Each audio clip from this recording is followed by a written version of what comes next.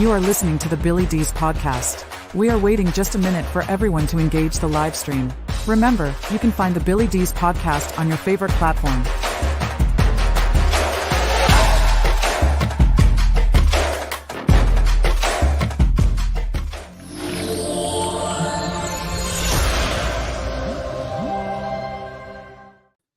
All right. Well, hello, everyone, and welcome all the people on X and all the other platforms. If you're new to the program, initially, we don't start the podcast right away.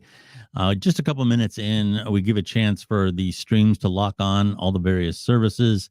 Obviously, we are live on X. We're also live on Facebook and a bunch of others, Rumble, and a lot of other good places. Shaman is ready to go. Shaman, how are you doing today?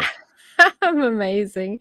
I'm having one of those like tech days where things, don't always work out the way that you planned, but they work out in the end anyway. So yeah, I'm ready to go. Such an insane news media week that I'm just like frothing at the mouth to talk about some of the chaos that's Okay, going well, on. sure, and we'll bring some stuff up because we had a short pre-production meeting this morning today, so I didn't get a chance to do the complete rundown. So if you have something that you want to talk about, feel free to throw it in. I think we've let enough time go by. I will go ahead and here again, if you're new to the live stream, we start the live stream and then the podcast, which is the Billy Dees podcast, you can find on any major platform. Get a lot of listens there. I actually start that and I record that and process the audio for that separately. And we invite the audience to come in, like a live audience, and check us out. So here we go. All right. Well, hello, everyone, and welcome to the program. As always, I am absolutely thrilled that you are here. If you've never checked us out before, we are primarily an interview and a commentary-based podcast. On Thursday nights, we do commentary, and I say we as in Shamanisis. Shaman, welcome to the program. Thank you, Billy. I'm delighted to be here. It's a spicy news week, so I'm like, can't wait to get into it. Yeah, it's been spicy. Like the news for the last like 2 months has been spicy. So yeah, let's do it. Okay, well, we got a lot of spicy stuff to talk about, so we'll get right into it.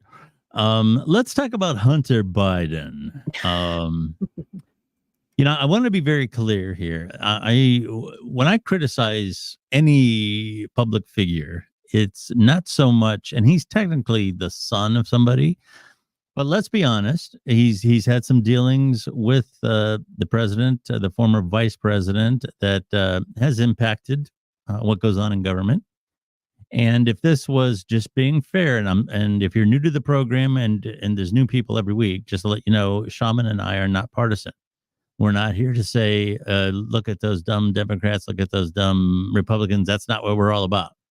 Yeah, basically, look at how dumb everybody is. Yeah, but look how dumb. And if everybody was just as smart as us, we'd be doing good. We'd be running the world. Yes, we would. Anyway, to be honest, just being fair, if this was Donald Trump Jr., Rachel Maddow and all the people on The View would be on the floor having convulsions over this. Yeah, in their joy over the chaos. Unless you haven't heard by now, Hunter Biden has been found guilty. The first 2 counts were for lying about his drug use on a federal background check form, and the third count was for possessing a gun while addicted to or using illegal drugs. The sentencing is a little ways out. And here again, I'm going to say the chances of prison time for this is relatively small. Yeah. Joe Biden did make a comment that he reiterated himself as the sport for his son. Of course, still a dad is something along the effects of what he said, all of which is to be expected. I'm going to say that this being a first offense, and these are not extremely, serious charges. Yeah. Very much let's like. Let's be honest. If he was not Joe Biden's son, this would not be his first offense. And I think that's exactly the thing that no one talks about. due to the level of his addiction, and you and I both have mad respect for people who overcome addiction. This is not a Absolutely. criticism of his addiction or what comes with making mistakes when you are traumatized or unhappy and you're repeating unhealthy patterns.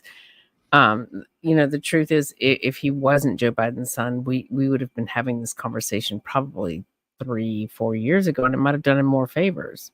Yeah. And here again, this is a person that what upsets me about this, even with the addiction aside, this is a person who has had every opportunity in the world to do anything he wanted. He could have started a business, started a charity, or whatever, and his life reads like a Jerry Springer show. And Yeah, we don't. it's a hot mess. Yeah, we don't need to go through the lurid details of some of the little parties that he was involved in while using drugs. And I'm not even sure I followed, nor do I want to know what happened with the widow of his brother. Yeah. Or the youth of the women involved in a lot of these situations, which is Yes. what it makes a lot of it distasteful. But Yeah, that's he's a what creep. happens with drug addiction. Yeah, he's a creep. And he's one of those. He's kind of like his dad, in that people say, well, he's getting old. He was a goof when he was young, and I really have nothing good to say about any of this other than what I'd like to happen is this, and you tell me about this. What your opinion is of this, Sean? If I was really serious about running as the nominee, and I'll get to that in a minute because I still don't believe this is the case with Mr. Joe Biden, President Joe Biden. But if I was really serious about running and really serious about winning, what I was getting at with these charges with Biden is they're BS offenses. And like you say, there's a lot more he could be charged with. Same goes for the hush money scandal with Trump. It's kind of a bullshit thing too. And what I would like to see Joe Biden do, and I think it would make history, and if he's really serious about winning, here's what I would do. On today, I would pardon Donald Trump, and tomorrow I would pardon my son.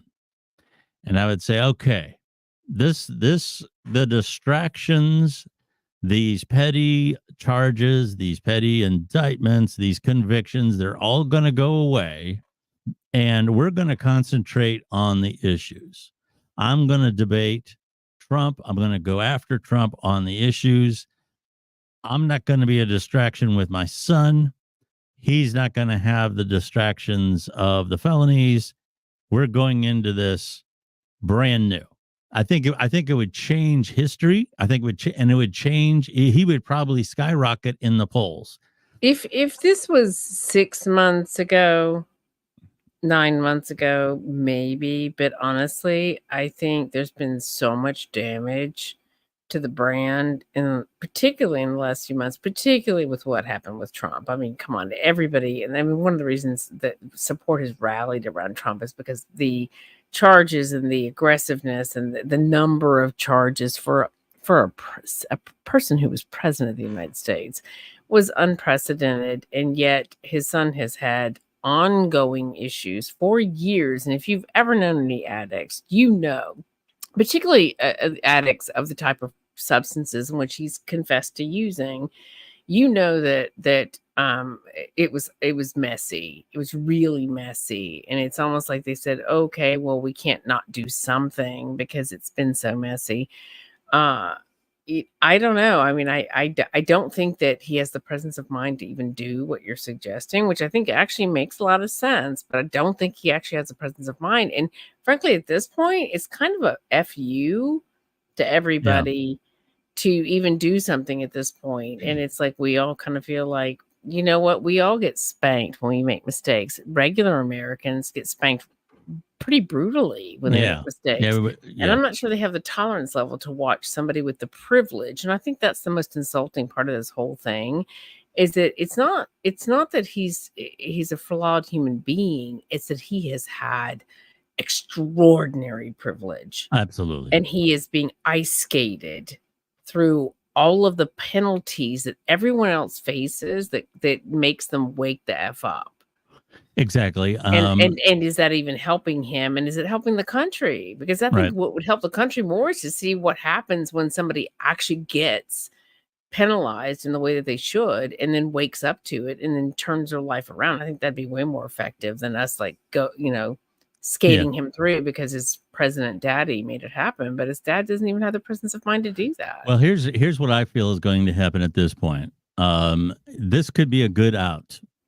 This could be, I got to concentrate on my family. I got to take care of my boy. And, this running for president again at my age was a lot harder than I thought it would be. And I'm not going to run again. And I'm going to say that right now, I don't have a crystal ball, but I'm going to say that if I had to bet, if I was a betting person, and I'm not, I'm going to say that it's probably more likely that he is not going to run. Here's a clip of. You keep talking about that, and I have to say there's something prophetic in the fact that you're really sticking to it. Yeah. But I just feel like that he never wanted to run in the first place. The only reason he did was to keep the Democratic Party in power. So how are they going to get out of that situation if he decides to, be a dad and go retire like he should at this age? They're in a situation that they need to get out of regardless. Because I don't believe that he can be effective if you're really serious about being a candidate, unless they plan on having him. You got to be careful if he wins the election and he's a president and he resigns, then Kamala goes in automatically. But if he just says, I don't want to run again, then they can do whatever they want. Or at least that's fine. Who would they bring to the table? Well, anybody with a pulse. Anybody with a pulse. We've been talking about this for months now, Billy. Can you name anyone in the Democratic Party they can who could actually compete with Trump? Is there anybody that has a pulse? Well, that like it or not, Trump is this is just the opposite from 2020. Trump is benefiting from the anti-Biden vote, and in 2020 it was the other way around. There's too many people that do not like Biden at this point, even within his own party. Now let's talk a little bit about his stability. I want to play just one real quick clip here. Listen to him here. Instead of trying to stop our ban on ghost gun kits that contain that can commit crimes, they're working like hell to stop it. That's not horrible, but it's not great. And I have another clip. One in a series. Yeah, I'm going to play this other one. He was at the G7, which I believe is in Italy. This is so painful. France. I think it's in France. Was this the thing where he sits? No. I'm glad you brought that up because what G7 I believe is in Italy. But what I was getting at was the Associated Press came out and defended him with the sitting thing because they said there was a chair there, but the clip that went viral made it look like there wasn't a chair. I don't care if there was a chair there or not. If you saw the clip, it was very awkward, chair or no chair. Here's we have to describe this because it's a visual thing, and I want to make sure the audio audience gets this. And like I said, it just is not a good look. Here we are. There's this parachuter coming down. Okay. And there's a group of people all clapping for him. And President Biden walks away from the photo op. And somebody has to go and get him. And he keeps walking. And somebody says, where's he? Up here. Now, it looks like he was talking to another parachuter or something like that and brought him back to the photo op. And got him in line. Now, here again, is this the absolute worst thing that could possibly happen? No, but is it a good look? No, it's not a good look. And especially when you compile these things together, I feel with the Biden Hunter situation, he is going to say, I got other things that I have to take care of. And I think if this happens sooner rather than later, if he just says, I'm not going to run again, that opens up the Democratic convention and anybody is. Oh, yeah. Yeah. If they keep sticking with Biden, they are absolutely fucked. Yeah. Like, Yeah. I think they, if they're not having that conversation, They're having they're it. dumber than I actually thought they were. They're having. And frankly, it's the last year I have been honestly going like there's a part of me that's a Democrat, and then I'm very much, I love my gay friends. Like, I'm very open minded. I'm very artistic, but at the same time, I also believe in like a defense of the country and being smart about how we deal with the economy. And in the last year, I have seen no evidence that the Democrats give a flying fuckity fuck about any of that stuff other than presenting themselves as actually being the people that you want in power. It's like the majority of their time and energy is spent trying to convince us that they actually have our best interest at heart, but it's not actually put in proving that they have our best interest at heart. And meanwhile, we have this presidential candidate, and I am so respectful of the office of the president, but it is so mortifyingly embarrassing at this point that it's actually damaging the long-term reputation of the United States, Oh, sir, because certainly. he's showing up so not in the energy of what we want for the president, whether you like Donald Trump or not, whether you agree with Donald Trump or not. At least he shows the hell up with some energy and some Yeah. presence of mind. Yeah. Yeah, I don't know if you followed this, but it's going to tie into one of the weakest issues that the Democrats have. Not necessarily this part of it, but I want to talk about the U.S. forces right now who are very much on high alert because of Russian ships down in the area of Cuba. This started to gel on Wednesday, and in an apparent show of force by Vladimir Putin, he's got Who's poking the beast right now because absolutely. he smells the blood. And this has got this happened in the shadow of President Biden allowing Ukraine to use U.S. provided weaponry against targets within Russia, not just defending Ukraine. So what this comes down to is okay, you're doing this, we're going to show you that. I know that a lot of people are worried about this. There's a lot of reminiscence about the days in October back in the Kennedy administration when that we supposedly came to the brink. But I still don't feel that this is the big threat. I honestly don't. I would have to say. No. I'll be honest with you, Billy. I actually, when I look back at the whole Russian America Cold War bullshit, it really seems like a game that was being played between Russia and America to beef up our forces, to create two dominant forces within the world. It's like, oh, you know what? If we do this, will you do this? I mean, it almost looks like that in retrospect now. It's like it's you take seriously when you look not back unreasonable. And even if they didn't have an agreement to do that, they used the other one as a springboard. Yeah. And I see in Vladimir Putin is I mean, whether you like him or not, he is fucking, excuse my French. If you watch the show, I cuss like a You're sailor. salty tonight. Yeah, I'm salty. He is a great leader of his country, whether you agree with him or not. He's very strong. Yeah. And he's just smart enough to just go, I'm going to throw some ships in the south of the United States and just screw with them a little bit. Yeah, here's where, speaking about the vulnerability the Democrats have in this next election, it's been the border. And here within the last week or so, 8 suspected terrorists with possible ISIS ties were arrested in New York, LA, and Philadelphia. The men from, I hope I get this name right, Tajikistan, which I believe is somewhere close to Pakistan, or Afghanistan. I'm not sure. But it's one of those countries that you really have to look on a map to find. These guys came through the southern border, and apparently their criminal background checks did not catch anything. But these were pretty dangerous people, and that to me is where the real threat is now. Not maybe necessarily with these 8 guys, but what the real issue is it only takes one. And when you talk about all the millions of people that run across there, let's say most of them are relatively harmless, but there's a certain fraction that are dangerous.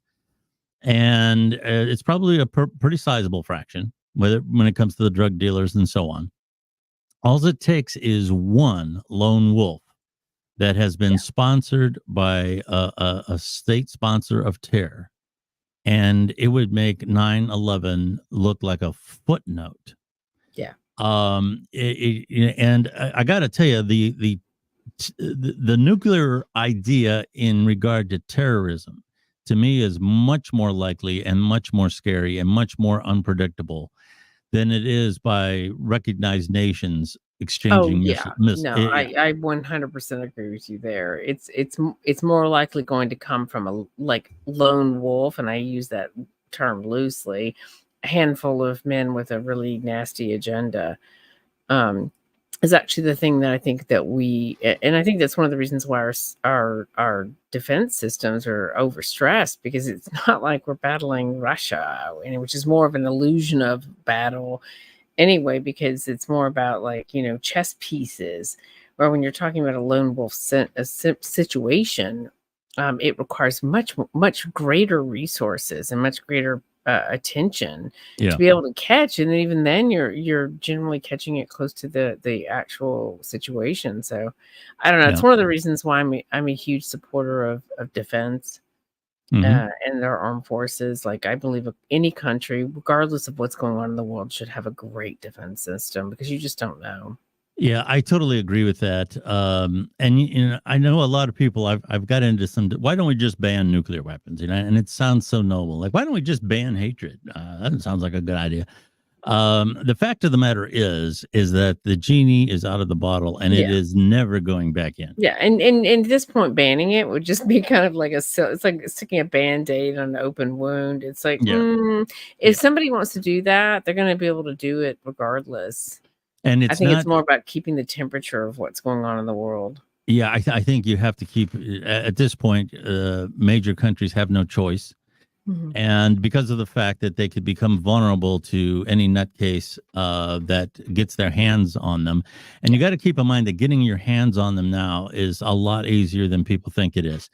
It used to be that nuclear technology was something that, physicists and scientists all had to work on, and you had to have major resources of all these major countries to get the materials involved. That is not true anymore. All it takes is, like we were talking about, a terrorist and being honest, lighting off a nuclear device within the United States, not to be crude here, but it is the wet dream of every terrorist that's out there. That is what they aspire to do. And getting sponsorship and getting the funding and getting the materials would probably cost less than $1 billion. And I know easily less than $1 billion. Yeah, and I know that sounds like a lot of money, but you got to keep in mind, with these countries that sponsor terrorism, that's part of that's just a fraction of their overall budget for the havoc that they try to put out throughout the world. Yeah, but I have to say, as a warning to anybody who thinks that's a great idea, the worst fucking thing that you could do in this country is pull some shit like that. Because the American people, when they are pinned against the wall, are the most ferocious mother effers on the country, on the planet. Sorry. I hope that is true, but you would be talking about a significant area of the country that was probably going to be inhabitable. Yeah, honestly, regardless, like I've been on this planet for 5+ decades. I lived in New York during 9/11, and I'm telling you, if you push the American people to that place, there is nowhere for you to hide that they will not hunt you down and find you. I'm not talking about the military industrial complex, which I think has a lot to do with a lot of the wars that we have going on. I'm talking about that pure war aspect of America, that is our heritage. We swooped in during World War II, and we helped save the planet because we were so committed to ending the violence. And I think it would be the biggest mistake anyone could make to do that. That may be their wet dream, but it would be their worst nightmare. Of course, they might die in the process, the individual involved. Now, who sponsored them would be another thing. But I got to tell you, there's a couple things that I'm not so sure about with what you said. I don't know that the American, you look, for example, at the people that live in the Ukraine. You look, for example, at the people that live in the Gaza Strip, Israel, all those places. Those people are battle-hardened individuals. Americans have no concept of what it would be like fleeing an area of New York, let's say, for example, and the entirety of New York looks like Ground Zero did. That's something that I don't know that, and I'll tell you another area that even the American forces haven't been tested on. All the wars that we've been in modern times over the last century or more. You know, with the beach landings at Normandy, Iwo Jima, Vietnam, all these places. During the toughest times that any of those forces had to go through, there was always a time when they could call home. Imagine those forces calling home in Iowa, and home is no longer there. That's something that American forces have never had to deal with.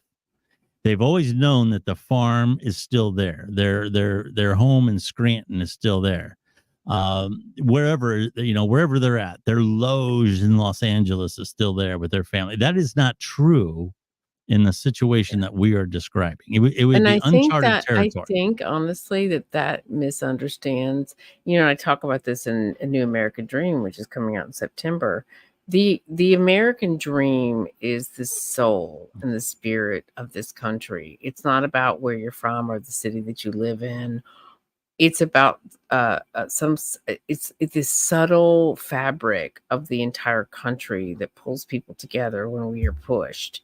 And I honestly think that anyone would be underestimating this country to come in and attack it and not understand that you may be a battle-hardened country that's been in war time and time again, but there's nothing more ferocious than somebody coming back from a level of innocence, which is what we did during World War II.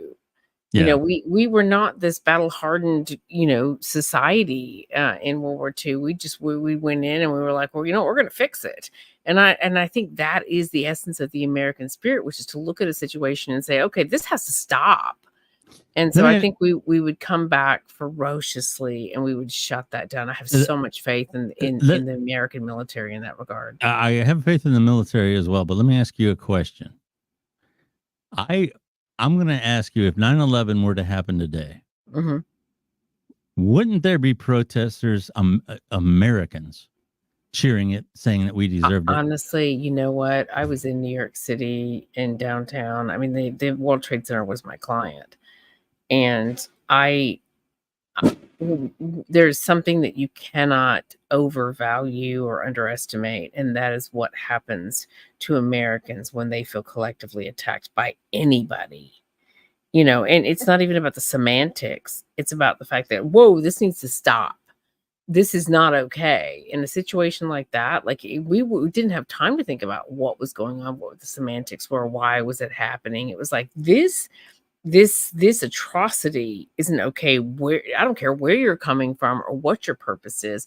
And I think that's sort of like when we've entered World War II, I don't think we actually really, it's the history books. It's one of the problems with history is that it gets written by the winners and then it becomes difficult to understand. But I think when we entered World War II, we really weren't sure what was going on. We just knew something was wrong and we had to fix it. And I think that's what happens when something serious like that goes on in a country.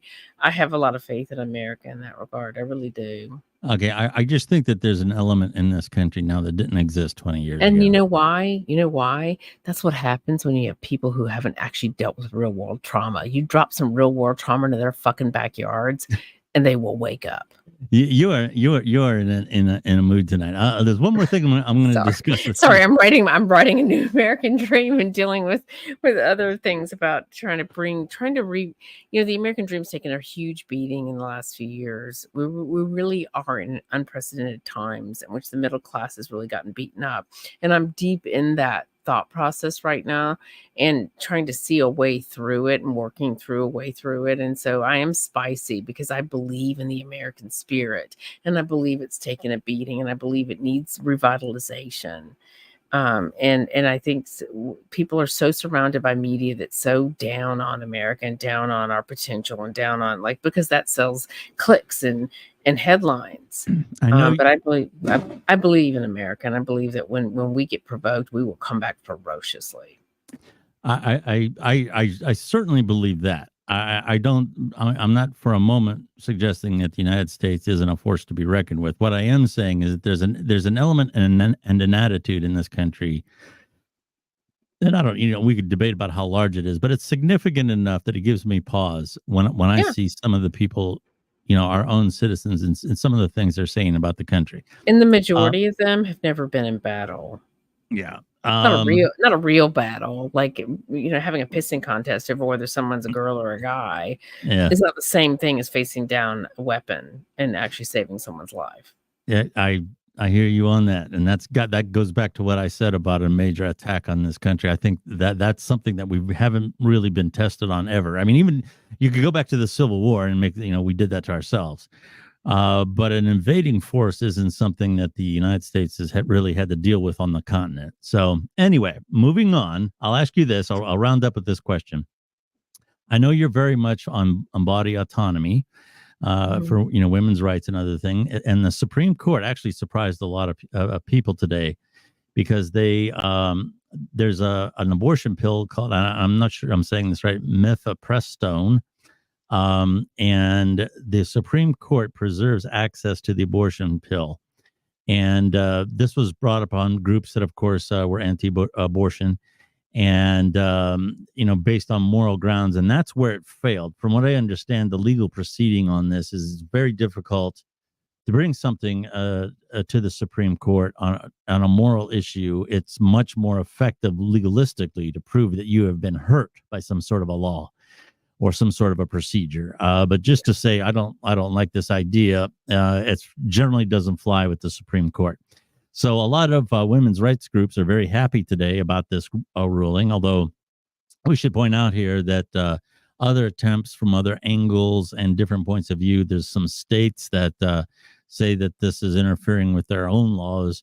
So it may not be over, but it's probably going to be a year or two before anything comes up again. I would say this is somewhat of a veiled victory for those who are wanting body autonomy. Is that correct, Shaman? Yeah.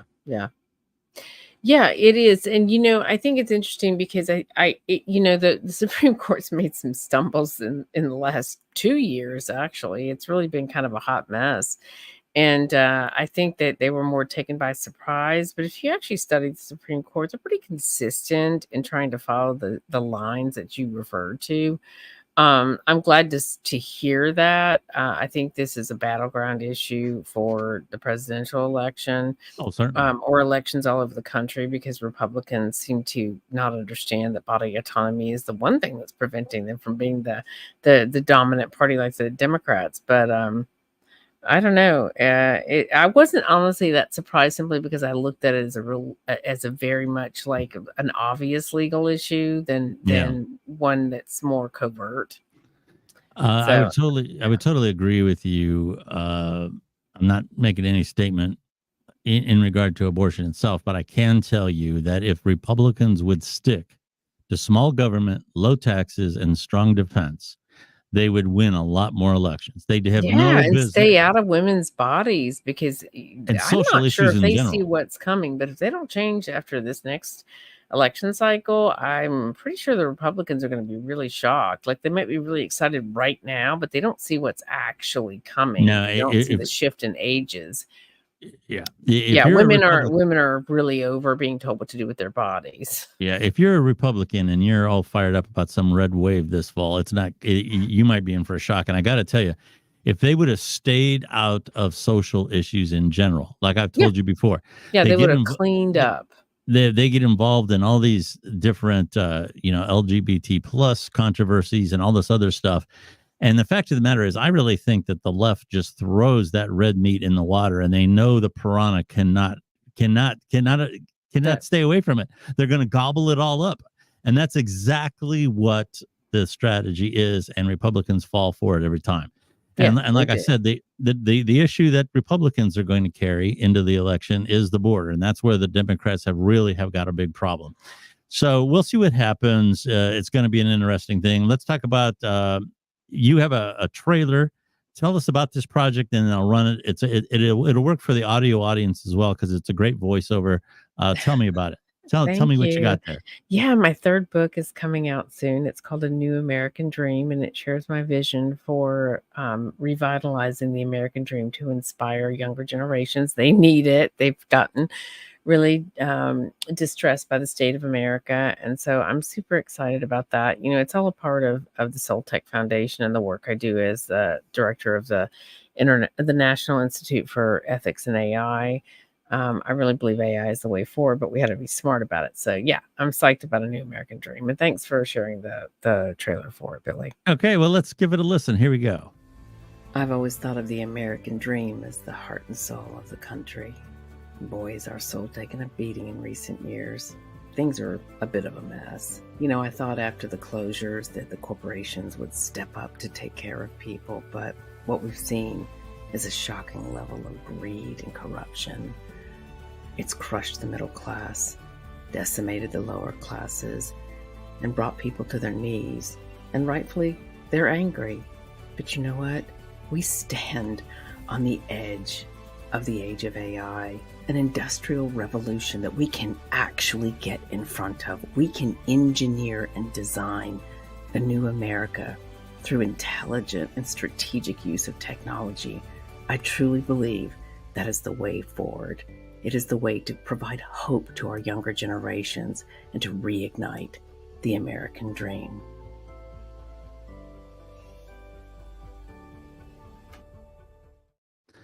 There it is. A very nice voiceover. I really enjoyed that. When is it coming out now? It comes out September 7th. And I have to be honest with you, I was not sure that this book would resonate. I put it at a normal price, and it's in pre-order, but it hit the bestseller list and it hit #1. And it ended up becoming a bestseller in all 3 of its categories as a new release, and it still hasn't come out yet. So I'm quite honored by the people who are supporting the message of the book, which is that the American dream is at the heart and soul of our country. It really is. And when we don't have a dream that's realistic for other people to actualize in their life experience, then we have a real problem. And that's where we find ourselves. But I believe there is a way forward, and that's through technology. So interesting take on AI. I find that very interesting. So that's a very creative path to take in analyzing this. So that's a great job, Shaman. Really happy for you there. thanks. And keep us up to date on what's happening with that as the months go along. Just to tell the audience too, Shaman and I will be monitoring very closely moving forward now through the summer. Things are heating up. The speculation about Trump's vice presidential pick is really heating up as the convention is getting closer. Convention season in general for both parties is, right around the corner. And we'll move forward into the election with lightning speed after the conventions. It's really going to go fast. So it's going to be a very interesting time historically and with media and a lot of other aspects, how this is getting covered. And how it's getting covered is also something that Shaman and I will be talking about. So before I go into my spiel about what I'm doing, you want to summarize where people can find you and your latest? Yeah, you guys can find all the information you want about the books and the work that we're doing at soultechfoundation.org or shamanisis.com. There's links to all my social media there, but I'm mostly known as at Shamanisis pretty much everywhere. Awesome. Obviously, the Billy Dees podcast, we are available on all the major carriers. Going on 10 years now for the Billy Dees podcast. We have a long history, history that will come up if you search us out. So we're very happy that we have that history. We do a lot with authors. We have some more stuff coming up for you, and also some interesting people we're going to be talking to. Sadly, one of the creators on TikTok that I really wanted to get on the podcast, he passed away over the weekend. He was only 40 years old, but he drowned. Wow. And I'm absolutely heartbroken because it's one of those things where you wish you would have reached out, and he's a young, vibrant, in shape guy. And I just figured, oh, well, I can get to him. And you just never know. Those kind of things upset me because I really, really like the guy. I like the way he presented himself. And it also just reminds you that death can come at any time. Just because you're young, just because you're this or that, it can come at any time. And it really makes you kind of makes you aware you can't take any day for granted. So, but anyway, we do have some interesting guests coming up as well. So a lot of things happening there, and I'm very excited about some things locally here in Ohio. A lot of movers and shakers have approached me about doing some stuff here that obviously it's easier for me to produce in Ohio. I either have the access to my studio, or I can go with one of my mobile systems out to where they're at. The content is still going to be available nationwide, of course, very relevant content for what's happening nationwide. But I have some local collaborators now, so I'm going to be working on that. So I got a lot going on. Feel free to follow me anywhere. I would have to say my social media home. Obviously, the show is called Live on X, and you can find me on the former Twitter at Billy Dees. That's also my name. Billy Dees Podcast on Facebook page, and just about on all the major social media carriers. I don't try to maintain all of them 100% of the time with specific content for those platforms, but I'm at least available on there. So if you have a certain affinity for one versus the other, I am still there. So, and I always appreciate a follow. And speaking of being live on X, if you do have any show suggestions, any questions for myself or Shaman, I'm at Billy Dees on X. Shamanisis is at Shamanisis. Feel free to go ahead and tweet us. We generally are very happy, even if you're giving us constructive criticism. That's okay. The only thing we don't respond to is just hateful stuff, and I've gotten my share of that. All right. Yes, I have, but that's okay. I've probably deserved a lot of it too. Yeah. So, yeah. All right, Shaman, thank you very much. As always, so great to have you. Thanks, and to the audience, hey, thanks for checking us out, and we will talk to you again next week. Bye.